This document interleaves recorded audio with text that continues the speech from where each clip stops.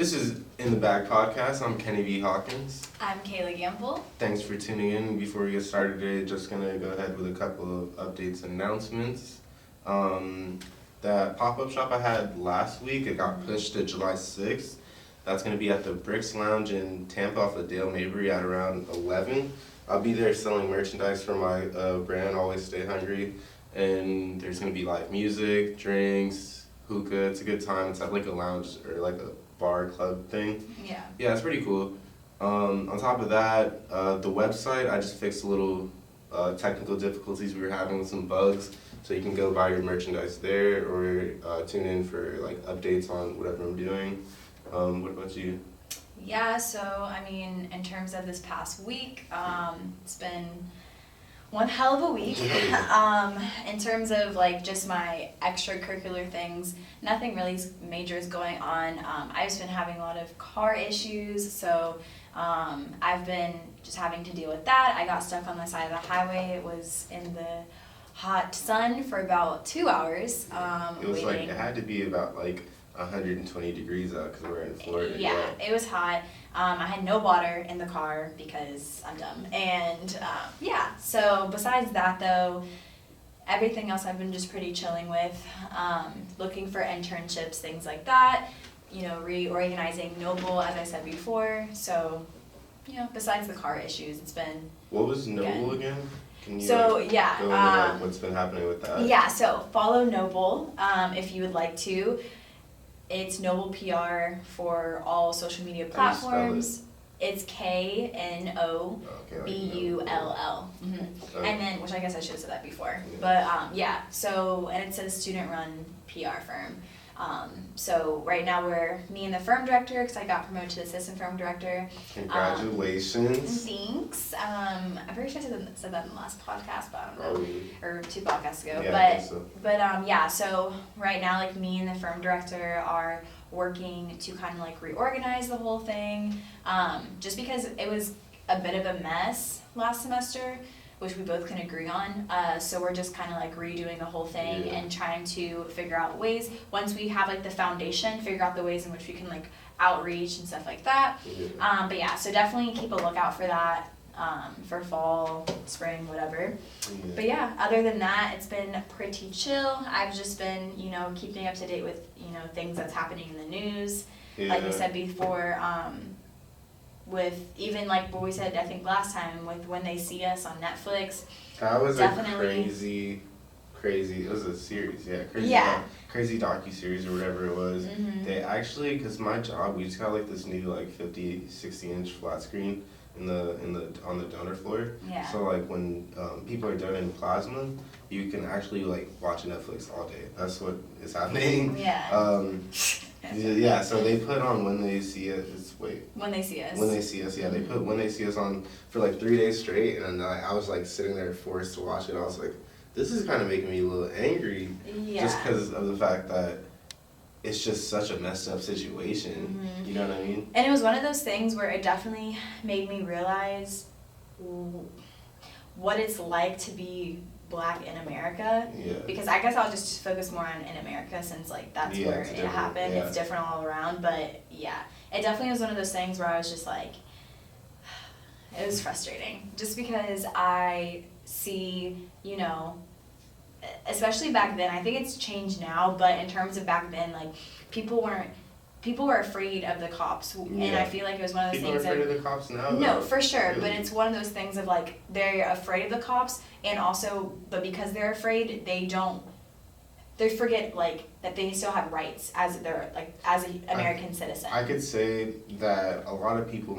like everyday people might not know the extent of their rights. For sure. They might not know what their rights are. And like if the police if anyone really is infringing on those rights or like trying to oppress their rights, Mm-hmm. a lot of people might not even know that's being like they're being manipulated like that. Yeah, So and that's it's 100% true. That is also, you gotta take into account, that is also happening in this very day and moment. For sure. It happens all the time. Yeah, I was thinking more so in terms of the mindset. Like people, not saying people aren't afraid of the police now or afraid of like the things that they can do, but I also think it's one of those things I've seen more and more, especially like video recordings, especially because like those are more of a thing. Okay, They're I like, see what why, you're like, saying. why are you coming to my car? What do you need? Why are you asking for these things? Yeah. It's more questions rather than back then. It was like, shut up and listen. That's With the it, or you're internet- gonna die. Yeah, with the internet, it's like a whole new. It's a new platform. Yeah, a whole new Yeah. platform that you get to see in real time, like what's happening, and you're seeing it.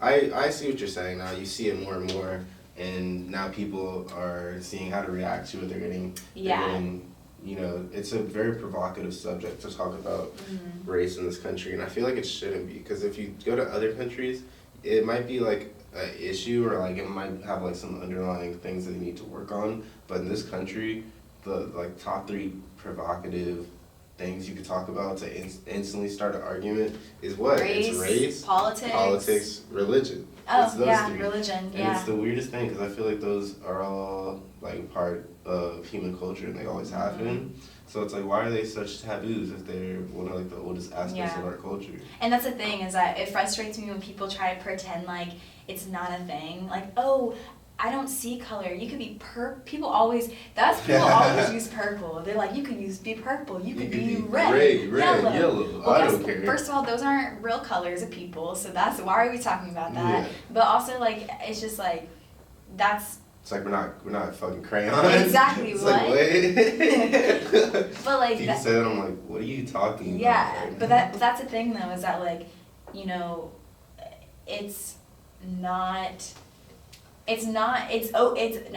scratch that. It's okay to talk about race, and it's okay to acknowledge that like somebody's a different skin color than you. You saying that you don't acknowledge, or you saying that like that doesn't matter to you, or you don't see color, you're lying. Unless you're colorblind. Unless you're colorblind, yeah, there's literally, or like something's wrong with your eyes. There's or literally eyesight, you're lying. You're lying, because there's clear differences. It's like just trying to ignore Mother Nature.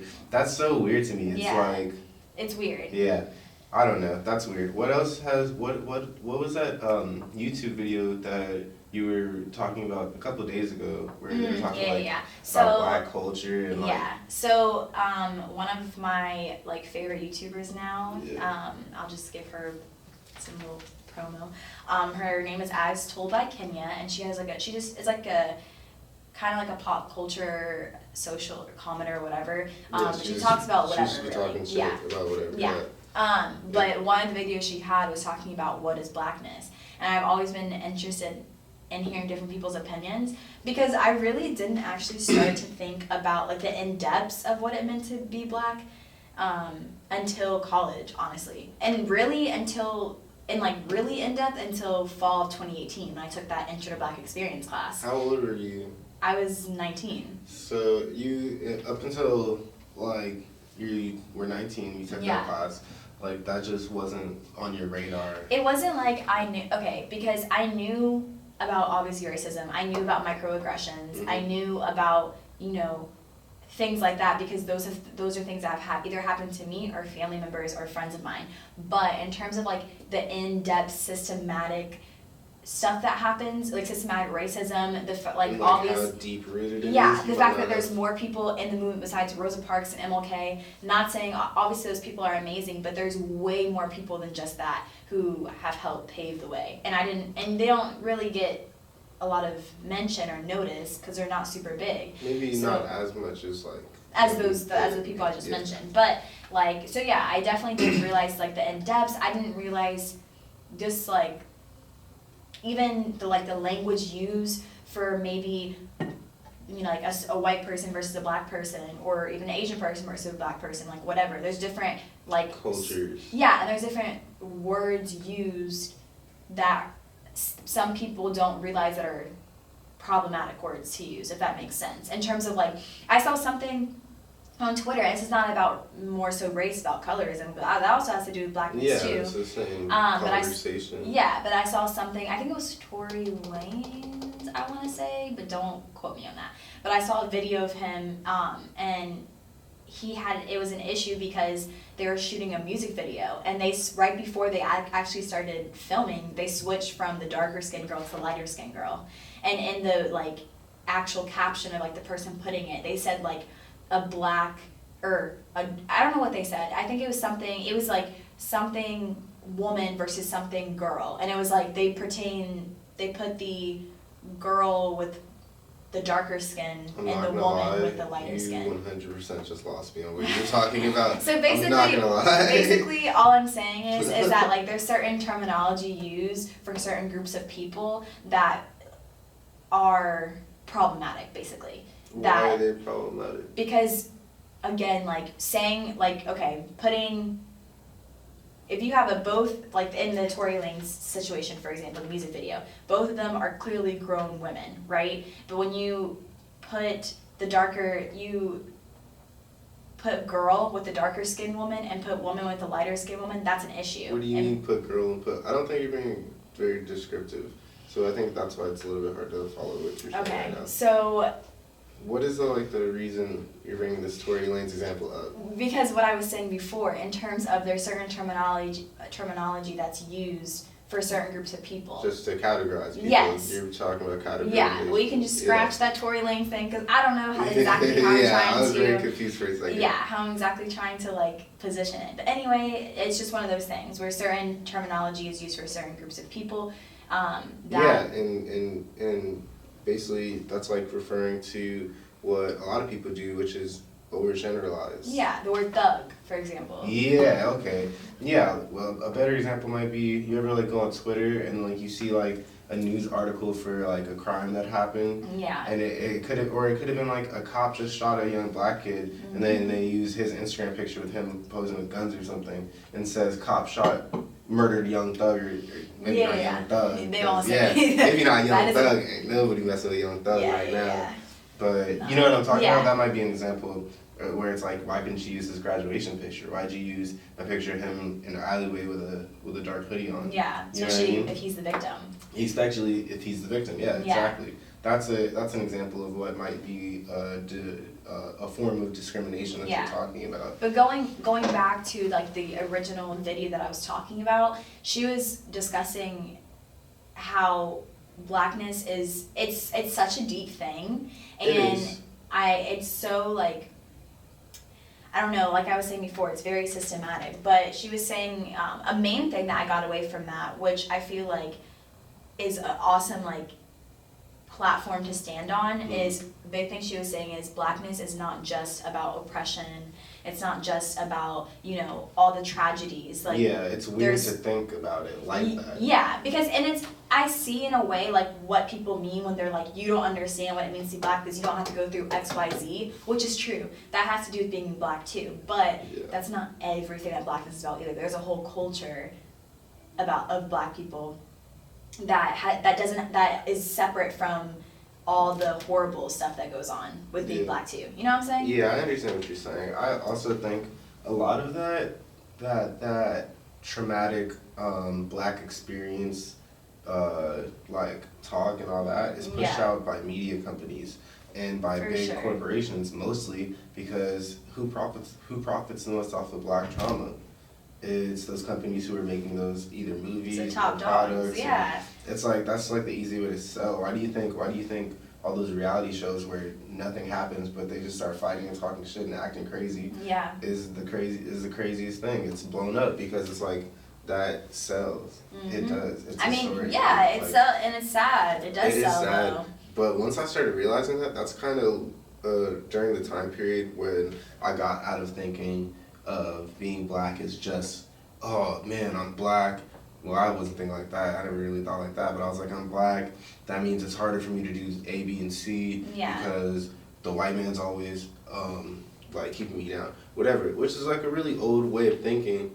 And when I got out of thinking like that, it's probably when I started hanging around more people who didn't necessarily come from the same background as me, but maybe share like similar thoughts. Yeah, like you could attest to this. I often hang out with a whole bunch of different types of people. I have a whole bunch of different friends, and they're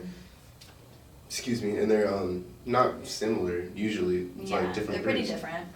Yeah, and I do that just so I could start learning from people, because at one point I was like, nah, I'm not gonna hang out with white people just because I felt like there was a lack of common ground, a lack of common thinking, and that was very ignorant of me. to think of, because then I was living with one of, wait, no, where was I going with this? What were we just talking about? You were discussing about the different mindsets, or that you have the same type, or you have different groups of friends. Oh yeah. But the one common thank you. The one common thing that I like figured out is that the people in my life, regardless of what they look like, what they believe, if Yeah. they're genuine people, that's what's most important to me personally. Yeah. So when I moved out and came to USF, I started hanging around more white people than I did previously in high school. Mm-hmm.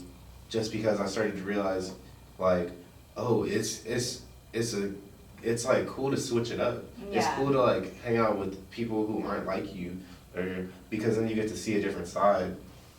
Like I hang out with a little bit of everyone. I try to keep everyone in my life so I could have different perspectives and understand people's struggles, Mm-hmm. which is, I think, one of the main things that we as Black people have to do more of, Mm-hmm. is try to Be empathetic. maybe empathetic, maybe just like life is very diverse. You can Yeah. see different lifestyles, different types of life. Mhm. You know what I mean? It's hard. I feel like it's hard for, depending where you are living, what's your like situation. Sometimes I feel like it's hard for people to get out of like, Of what they're used to. and get out of like the mindset they're thinking of, you know? Mhm. Because I feel like, especially now, one of the beautiful things about Blackness is the fact of, and it's definitely overdue, but the fact of now, if it's becoming so much more celebrated, and like it's so much more, you know, in pop culture, and like Black culture right now is the number one culture. It is. Because of like number one culture pop in terms of society. Yeah. In terms of it being popular. Yeah. Hip hop that's what I'm saying. surpassed rock. I'm not saying which is a huge thing. That's exactly what I'm saying, yeah. So like it's one of those things where you know, and that's the thing where you have to, it's hard, you have to like realize certain things, because it's one thing to, you know, appreciate Black culture because, you know, of the history behind it, the people who worked on it, because I don't feel like there's any problem, because, you know, there's some people who have issues with, you know, white people being in rap, saying like they're trying to take over, which I personally... Or people also have issues with, not to cut you off, but just to add on to that point you're making, Mm-hmm. people also have issues with non-Black people being in rap and hip-hop in general. Yeah. Specifically like Spanish people. Yeah. And That's what I was... depending on, you know did what I say mean? white people only? Yeah, you said white okay, people. My That's bad. what I was saying. Let me redirect. Non-Black people, yeah. Yeah. Which personally I don't have a problem with. It's one of those things of, like, example, Post Malone.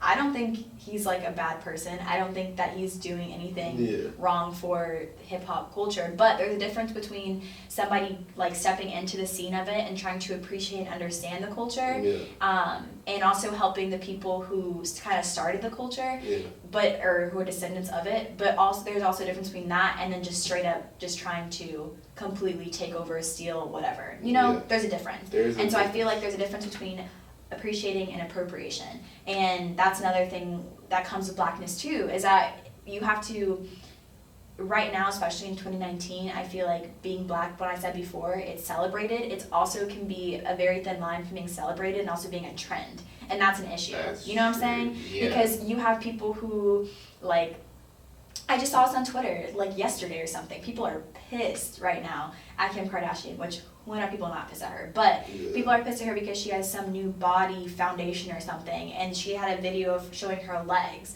and her legs are straight up like darker than mine, like 2, maybe 3 shades darker than mine, and she's definitely... Like, it's definitely not... It's not even natural. close... Yeah, it's not even close to her skin color. Yeah, skin color. Yeah, and that's another thing too, like you have to just be wary of I feel like that's another thing you have to be, just look at very tiny details of things. Yeah, like how dark do you have to paint your legs before it's close to blackface? Exactly, and that's the thing, just because it's on your legs doesn't make it any different. So it's one of those things of you just have to, you know, just look at are they trying to help me and like help like the people around me, or are they just trying to do this right now because it's a trend? Yeah. And once the trend's over, are they just gonna be like, oh, back to the normal? You know what I'm saying? Now let me ask you this: because growing up, I've always had mixed experiences with being black, and I think that's the subject matter that we're mostly covering today. Like, what is being black? What is black to you? Yeah. And for me, I was always accepted because I'm full black. Like, I'm not mixed, but Both I your am. parents are black. Yeah, both of my parents are black, but I am on the lighter side with my complexion. So I've gotten around. This is like growing up as a young child, obviously, and I've gotten around white kids, and then never even thought about it. Mm-hmm. Never even thought about race at all, or them being white or me being black. But Yeah. then as a young child, I would get around black kids, and then one of the things that I was always met with, like by the younger black kids, is you talk white, you talk real. I'm like, I was gonna, like, and right? that, yeah, I was gonna ask you because we have had, I feel, pretty different childhood experiences. In general. Yeah, which goes back to, like you said, it has a lot, I mean, not a lot, but it has a good amount to do with race, because you are full black, I'm biracial, you know? Yeah. So my mom is African, for those who are listening / watching, my mom is African American and my dad is Caucasian, so therefore it makes me biracial. And so, like, growing up, I got that a lot too.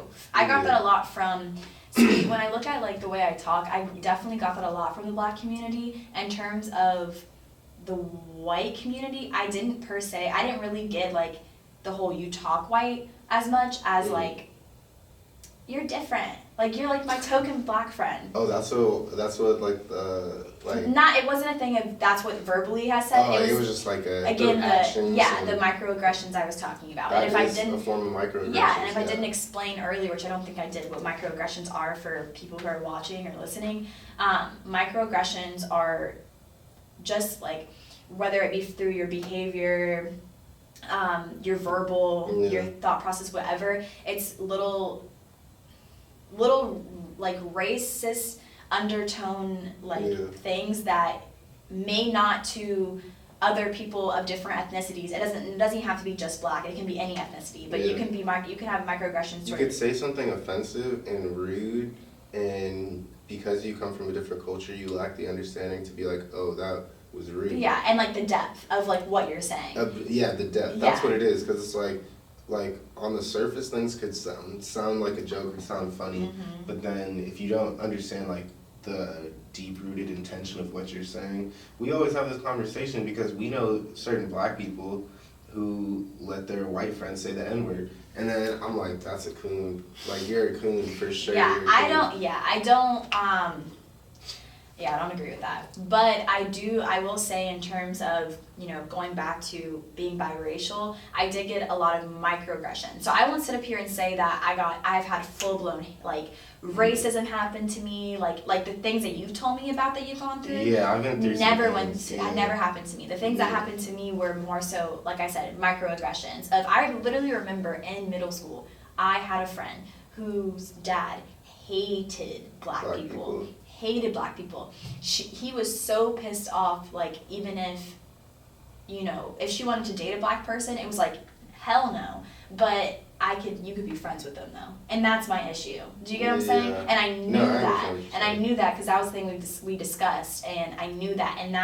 And of course in middle school, it was one of those things of it bothered me, but it bothered me enough to actually do something. I didn't really have that whole like, you know, let me say something, let me do something, really until maybe my senior year of high school was when I really started to be like, this isn't cool anymore. And you have to make it known that might just be a product of the environment you grew up in. Oh, for sure. By, like, what type of high school do you... Yeah, I'm definitely talking based off of personal experience. Which is like and the way I was raised was I went to predominantly white schools, because and this is another thing too that's interesting with, you know, blackness. That's a whole other conversation about schooling stuff. But in my mom's head, it was one of those things of, you know, having me at a young age, she wanted me to not be a stereotype. Because again, you look at this young black mom who's single, she looks like a stereotypical, whatever the stereotype is.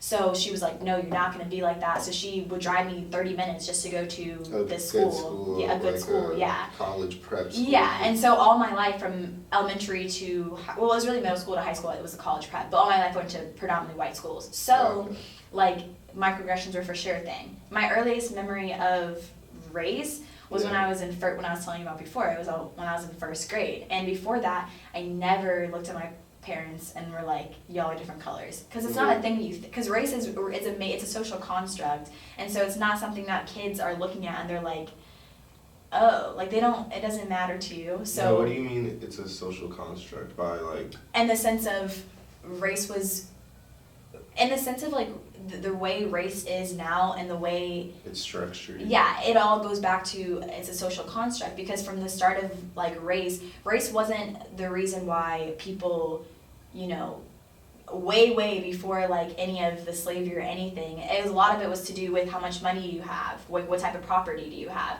It wasn't so much about, which I learned in Intro to Black Experience, it wasn't about race at all. It was about trading. Like, it was all about trades, all about how much money you have. And it didn't really happen, and I don't know the exact, timelines. Yeah. The racism really didn't start happening really until people, like, that started to be a thing. Like, well, what makes you different from me? Oh, the color of our skin. Color, yeah. And then it's become a whole thing. And racism is, or not even just racism, but race is never gonna go away now. Because there really is, like, and I do believe that there is, like, one race in terms of the human race, but I won't sit up here and say that there's not race now because of how it's been made for such a long time. Ignoring the obvious. Obviously, for sure. There's black people and there's white people. You can't say, like, I don't see color, I don't see race. Yeah, exactly. Like that, because that's all. Goes back to just ignoring what's blatantly right in front of you. Yeah. I was thinking about what was one of my, because I have had more experience with racism than you have in your life. Mm-hmm. I was thinking about one of my first experiences where I saw what racism was blatantly, like, in front of me, and it brings me back to a memory I have growing up. When I was a little kid, I don't remember how little, but I remember my family. It was me, my sister, my mom, and my stepfather at the time. We went to like Applebee's or like Chili's or somewhere to eat something. Yeah. And we parked in the parking lot to go in, and like this dude on a motorcycle comes up, and he pulls up next to us, and he's already blasting music. He's mad aggressive, and he's like a biker guy. He was like old as fuck, had like a leather jacket, and had like his fat ass girlfriend behind him on the bike. It was like such a weird scene, and he gets off his bike, parks next to us, and then like comes up to the car windows and starts calling us the N-word, and like it was crazy. He just starts going off. He's like, "You niggers, blah blah blah." Wait, where is this? Is this Chicago or in Florida? No, this was in Florida. Obviously, this is in Florida. I mean, I guess that's southern. Yeah, it was crazy. I was like definitely in elementary school. I might have been in like 3rd grade or 2nd grade or something. Damn. I don't remember the exact year, but that was one of the first experiences where I was like, wow. I was like, people are really racist. That's crazy. I don't even know, buddy. He's coming over here tripping on my family for why? For what? Like, you were literally just minding your own business. We just parked and we were chilling. It was the weirdest experience ever, and that's when I was like, that summer I went back to Chicago. My dad had a conversation with me, I think, and he was like, people are gonna hate you for no reason, but people are gonna like you also. Yeah. So it's like you can't let that bring you down that much, and like mess up your mental that much. You gotta stay focused. Yeah. Because it's like that's just a part of life. People are gonna hate you, and you don't have to be okay with that. You don't have to take any disrespect, but you do have to understand that like it's okay that not everyone likes you, type of thing. Yeah. Especially if there's no like good reason for it, which most racism, not most, but all racism doesn't have a good reason. Mhm. And no, for sure, and that's crazy. Like the fact that you even like went through any of that is wild, because people go through crazier stuff probably every day. Well, no, for sure, that's crazy. But you know, just talking about you, and then versus my experiences, like I don't even know. I feel like I would have been like I would have just randomly like I don't know and just started crying. Like I don't even know. Like I would have been shook. Ever since I was a little kid, I've always remembered my parents having conversations with me about race, because like growing up as a black man in this country, you experience different things. I remember being like 4 years old and being talked about what to do with the police if you get like stopped or you're in a car and the police are, like, I remember those conversations. I was probably like 6 or something, and I remember that. I also remember, like that's just always been something I've been taught how to handle. It's like, listen, if you get in a jam with the police or anything like this, like, that is a scary situation, and you really have to think about your life. Yeah. Because you're a black man in this country. And it's sad to say, and a lot of people might not even think about it like that, but that's something that I always wake up and I'm to a certain extent stressed about. Because it's like, you never know. You see crazy things happen all the time on Twitter, and you're just like, wow, what injustice. But in my head, I'm like, that could be me at the next traffic stop. So do you also think, like, that is obviously to do with blackness? Like, if you kind of, as a black person in America, you have to be a little bit more aware than maybe and I'm not comparing any, because different groups of people go through different things. Yeah, but specifically talking about black people, you may have to think about more things when you're walking around. I personally believe that being black comes with its certain inclusion of trauma. Like, being black in this country has gotten to the point to where almost automatically you're going to have some sort of PTSD or stress based off of some experiences that you've accumulated in your lifetime. Yeah. And if you haven't had that, then that's a blessing, that's perfectly fine. But the majority of the time, like probably 8 times out of 10, like, I would say that being black does come with, or I wouldn't say cause, but a lot of black people have PTSD. Due and it might not be the systematic things that... Due to just the stress it is to be black, honestly. Like, you have to worry about, within the black community itself, you have to worry about, if you're in certain neighborhoods or communities, you have to worry about people real life killing you for no reason, or for a dumb reason. You feel me? Then you have to worry about the police. That's another worry that is playing with your life. Like we saw when we watched When They See Us, that your life could be taken from you for something minuscule, if not non-existent. Yeah, I was gonna say, or you have to worry about, and I would say this pertains more to black women than black men. You have to worry about colorism and stuff. For sure, you have to worry about that. You have to worry about, this is another thing that's happening current, like in terms of current media.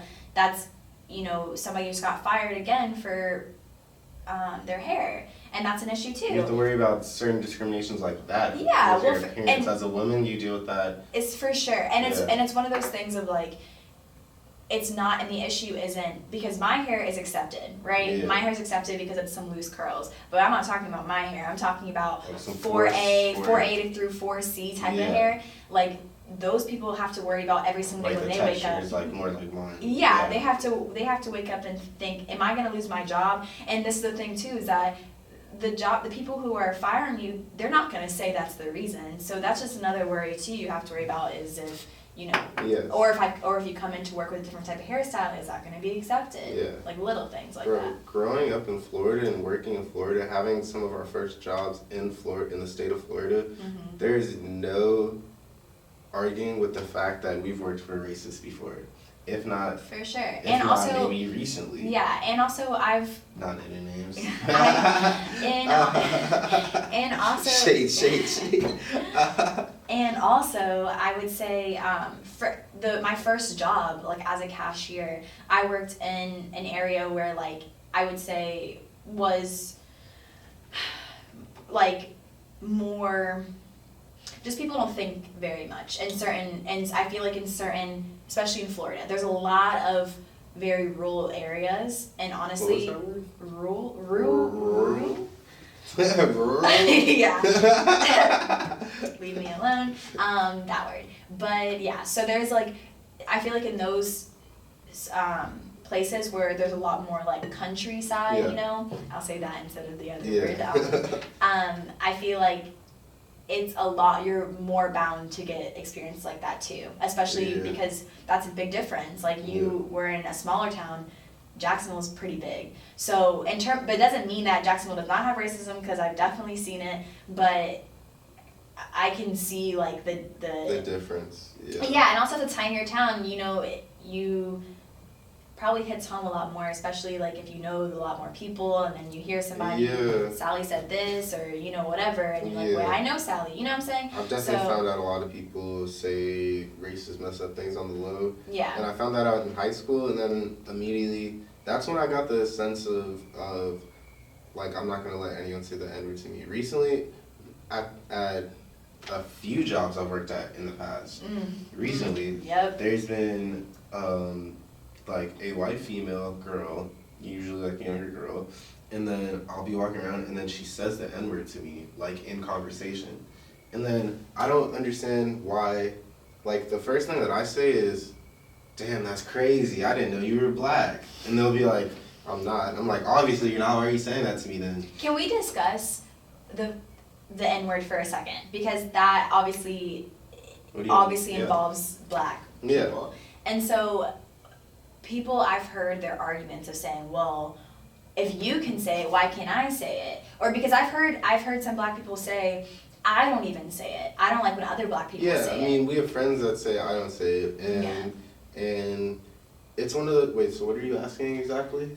So what I'm saying is the argument when people, other non-black people, when they say, well, well, you say it, why can't I? Yeah, and also in terms of who's allowed to say it and who's not allowed to say it, because... Well, I'm not the N-word police. That's not what I'm here for. No, That's I know. not my job Yeah, at I know. all. But I can tell you that a word like that carries a lot of depth and weight and history. And if you don't understand fully what you're saying, then you might come across as ignorant because you don't understand the intent or like how that word might affect some people. Yeah. Like people like if I was someone else, you know what I mean? If I was a different person, then someone might have said that to me and then got knocked the fuck out. But because I'm me, I try to educate and just really get people to understand what that word is and why they shouldn't say it. I believe, and we talked about this when we talked about black people letting their white friends say the N-word. I believe when I hear someone say that, it comes from a lack of understanding about what they're actually saying. So I really start to feel bad. I'm like, dang, that person is super ignorant. Yeah. Because it's one thing... That's like the first place my mind goes. Yeah, and that's the thing too, where I feel like people have to remember, like, maybe not getting so emotional right away, because some people might just be ignorant. But there is a difference though, because you can be ignorant and then explain it, and if you're still doing it, now you're disrespectful. Exactly. So now, if you get your face smashed in, I don't feel bad for you at all. It depends on intent. It depends on intent, for real. Yeah. And I wouldn't have known that if I didn't start hanging around people of different cultures. A lot of my friends are Spanish. A lot of my friends are Dominican and Puerto Rican. And a lot of my friends are also black. And then I also hang out with white people. And you just hang around these different groups of people from different backgrounds. A lot of my friends are from the islands, Caribbean, and a lot of my friends are from bigger cities, New York, Miami, Chicago. It's different. It's different. Everywhere you go. Everywhere you go, they believe things and they think about things differently. So when you realize that, you got to realize, okay, someone might not understand how offensive they're being, or if they're being offensive, or like what the social norm is in that situation. So this reminds me of our good old friend Rachel. Dolezal. Yeah. Whatever the hell. And I was thinking about this as soon as you brought up the fact that you're biracial and you were getting like you were getting shit because of it from a young age, just from like microaggressions, from whatever. And it's like goes back to the conversation we were having before about that YouTube girl, and she was talking about what is being black. It's like, why is there such a conversation about being biracial in this country when you could be bisexual, you could be transsexual, and if you look at Rachel Dolezal, you could even be transracial. Yeah. You know what I mean? Well, because she full out was like, I don't know what you mean. The guy all my full white parents don't understand that I'm black. Yeah, the interviewer was like, so are you African American? She was like, I don't understand the question. Are your parents black? And she full out is saying like, yep, I'm black. And that's an issue, because it goes. She did it for a long time and too. That's the thing. That's the thing. It's like a long time. There's her a difference. Hair, she got a fro and like braids and everything. Yeah, there's a difference. I feel like being biracial and then literally having the one drop rule I don't 100% believe in.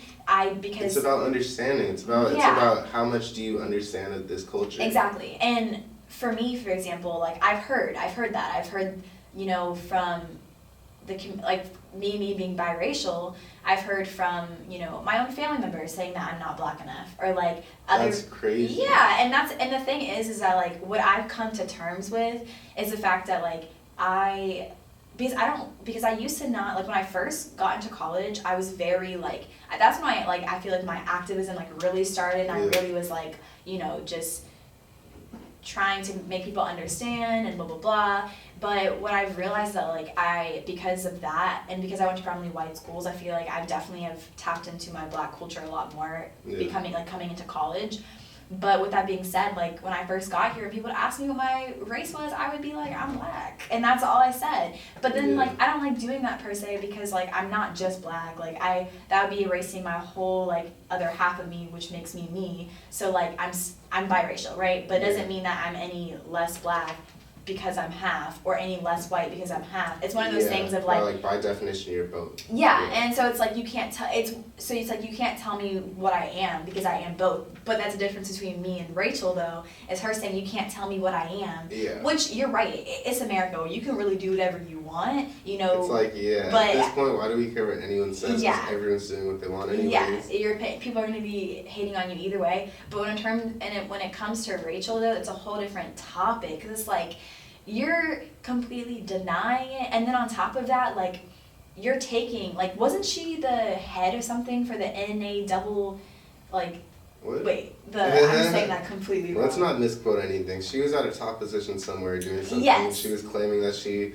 was black, so she could. And didn't she try to like apply to get into for a position? She wasn't the head of something. She was applying for a position, I think. She did work for somewhere though, where she had a pretty high position. And she got the job because she put on the application that she is African American. Now that's why she got the job. I don't know the details. I think this is how this whole thing started, because it happened a lot. The issue is though is that like you took a job away from somebody who actually could have benefited from that because they're African American, and you're sitting up here saying.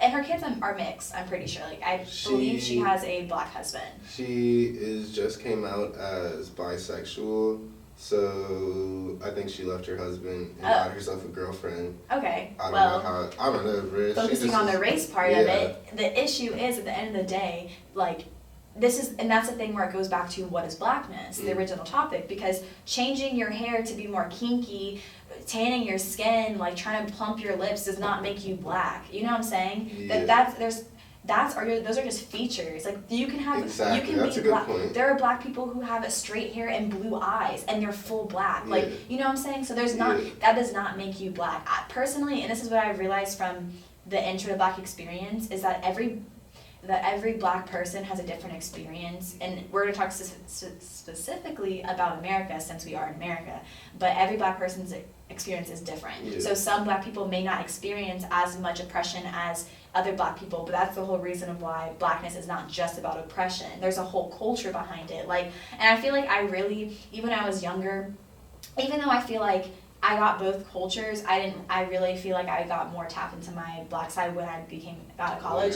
Yeah. But I will say, I remember when I was younger, like family cookouts and stuff, like and just having all like the family together and like talking, chit-chatting, whatever, I really felt like with my family and like with my people, if that makes sense. Mm-hmm. And I feel like that definitely, you know, there are good times when you're black too, you know, there's not just bad times. Yeah, so and a thing that I've been talking to a lot about, or talking to a lot with like our peers that are black, is because like we know a whole bunch of people at USF, and it's becoming more and more of a thing in the black community to try to invest and be better with your money, so you could build like black wealth over long amounts of time. For sure. For a long time. I totally believe in that. I believe in like who's that guy who made that there's like that Netflix show that we were watching, Mike. Oh, Killer Mike. Yeah, Killer Mike. Yeah. Now, while I don't agree with everything he says, he's the lead rapper, one of the lead rappers for Run the Jewels. And he has a he has